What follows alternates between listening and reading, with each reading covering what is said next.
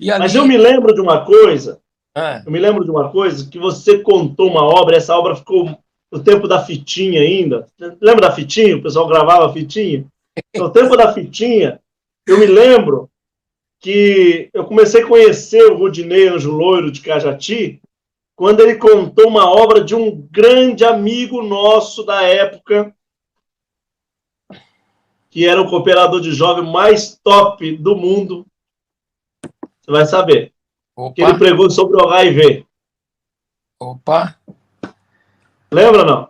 Quem que é, meu Deus? São tantos irmãos. Cooperador de Djalma do Paraguaçu. Ah, inesquecível. Inesquecível. Essa obra que você contou, eu acho que foi que deu aquele impulso Sim, na sua trajetória de homem de Deus. Depois nós vamos chegar até o ministério. Mas na sua trajetória de homem de Deus, quando você contou aquela obra que você entrou lá dentro e ele pregou a transfusão do sangue, aquela coisa. sim. Dá uma palhinha para nós como que é isso. Bom, Não... 1995, eu senti alguns sintomas e já estava um pouco debilitado, recorri à ciência e foi comprovado documentalmente e cientificamente que eu era portador do vírus HIV no ano de 95. E aquilo me abalou muito, porque era um tempo que a enfermidade ainda estava sendo pouco explorada em relação à parte da ciência e em relação também à parte pública, né? Praticamente não se ouvia falar muito. E quando se ouvia dizer, se ouvia falar de homens famosos, como cantores famosos, que morreram com essa enfermidade, e aquilo me atemorizou muito. E quando eu peguei meus resultados, naquele momento, né, eu peguei os resultados, o médico me explicou toda a situação, como que eu deveria agir, qual eram os medicamentos que eu deveria usar. O coquetel, para você ter uma ideia, não existia no Brasil ainda, só nos Estados Unidos. O coquetel para ampliar, né, os seus dias de vida, te dar mais condições de você ter uma robustez em saúde. Bom, resumidamente, a gente encarou aquele quadro, nós encaramos aquele quadro difícil, e eu me lembro até hoje que eu peguei os exames, saí para a rua, e quando olhei aqueles exames, uma voz falou para mim: se mata agora, se joga embaixo desse ônibus que está passando na avenida, porque se acabou com a tua vida e com a vida da tua família. E naquele momento de loucura, em que o inimigo das nossas almas aproveitou a nossa fragilidade, eu senti como se uma tocha do altar de Deus caísse na minha cabeça. Glória a Deus. Meu coração se encheu de fervor e do outro lado eu escutei claramente: você não crê no Deus que fez os céus e fez a terra? Ele tem poder de trocar o teu sangue e fazer um milagre. E eu cheguei na casa dos meus pais, expus aquela situação. Imagina, irmão Isaías, a família chorando, todos chorando. Só que naquela noite, lembro até hoje, uma quinta-feira, no Jardim Santa Terezinha, na comum dos meus pais, irmão Josué, cooperador oficial, até hoje, inclusive, é cooperador oficial. Entrei na igreja, falei: vamos buscar a palavra. E pedi um sinal, Senhor. Falei: Senhor, dá-me um sinal. Se tu estás comigo nesta enfermidade, independe da libertação. Só confirma se tu estás comigo. E se tu vai me libertar ou não. Se for me libertar, envia o teu servo, irmão Djalma, para estar nesse culto hoje à noite. E que ele pregue a palavra e aponte para mim. Então era um pedido de sinal praticamente impossível aos meus olhos e aos nossos olhos. E o que ocorreu, que o culto foi decorrendo o culto, o irmão Josué atendendo, os hinos, oração, testemunho, palavra.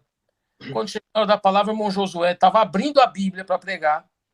Eu olho para o lado da porta, no pórtico da igreja. Quem está chegando? Correndo, irmão Djalma. Saudoso irmão Djalma do Paraguaçu.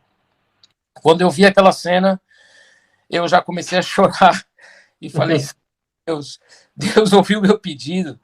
E ele entrou e o irmão Josué olhou para ele e falou: Irmandade, eu estou até sem jeito de anunciar, mas o irmão Djalma acabou de chegar. Por certo, né? Ele chega aqui um recado. Tem a palavra, né? Ele falou: já estou com ela. Não deixou nem a Bíblia no banco, já subiu direto. Já subiu direto e falou: olha, eu estava passando na Avenida Aricanduva e Deus falou para mim: olha para o teu lado esquerdo. Eu vi a congregação acesa e Deus falou: sobe, prega o cego de Jericó, que eu vou trocar o sangue de alguém. E ele pregou a palavra, o cego de Jericó, e dado o momento da palavra, eu estava no meio dos músicos, ele pregava assim: eu vou fazer uma obra na tua vida, diz o Senhor, e o mundo vai te conhecer. E através disso, você vai levar a minha palavra onde você pisar a planta dos teus pés. O homem já consegue fazer a troca, a transfusão do coração, consegue fazer a operação dos rins, mas o teu problema hoje, o homem não pode resolver. Só eu consigo. O teu problema é no sangue, e é uma enfermidade incurável. E você que está aí, loirinho, no meio dos músicos, o Senhor te diz: eu vou trocar o teu sangue e você vai glorificar o meu nome. Naquele momento, eu não sei te explicar, irmão Isaías, o que eu senti. Eu, como se fugisse do meu corpo, estivesse em outra órbita e me encontrasse com uma realidade incorruptível e imortal. E a partir daquele momento, todos os dias, eu saía nas ruas dizendo: eu vou ser curado. Eu vou ser curado. Se descesse um anjo do céu e dissesse para mim: olha, você não vai ser curado, eu não acreditava no anjo, porque a voz de Deus foi muito clara e muito forte. E eu fui alimentando aquela fé dentro de mim todos os dias. Eu levantava às 3:30 da manhã e um dado dia à tarde eu já estava um pouco debilitado. Eu vou contar porque nós estamos aqui porque verdadeiramente cremos no dom de Deus, né? E cremos também nos milagres de Deus. Foi quando eu estava numa tarde em casa, deitado, e eu vi um varão de branco descendo, atravessando o telhado da minha casa, com uma ampola de sangue, só que era um sangue cristalino. Ele dizia para mim: o que é sujo sai pelos teus pés, e o que é limpo, eu unjo a tua cabeça. Da AIDS você não morre, porque dela eu já te libertei. Então eu agradeço a Deus, glória ao nome do Senhor, porque isso foi no ano de 1995. Deus trocou meu sangue, me curou do HIV, tem os exames originais até o dia de hoje, guardados e plastificados. Alguns laboratórios queriam que eu entrasse com um processo, mas eu disse: não, isso não é processo. Isso é um processo de vida entre Deus e o homem e o inferno. E nessa, Deus nos deu a vitória. E eu agradeço a Deus que depois disso, minha esposa ficou gestante, nasceu a minha filha, hoje já tem 26 anos de idade, casada, e já me deu 2 netos. Então, eu estou aqui. A sua filha é a que é casada com o neto, o parente do Salvador Bueno, vice-presidente do Brás? Perfeitamente, perfeitamente. A minha filha é casada com o neto do irmão Salvador Bueno, que é o ancião, se não me engano, o vice-presidente da congregação. É o vice-presidente do Brás. O Marsola, Cláudio Marsola, com todo respeito, é o presidente e Perfeito. O Salvador Bueno é o vice-presidente. Perfeitamente. Então, deixa eu falar uma coisa para os irmãos. Enquanto isso, os irmãos estão tecendo, escrevendo aqui bastante, irmãos, na Europa,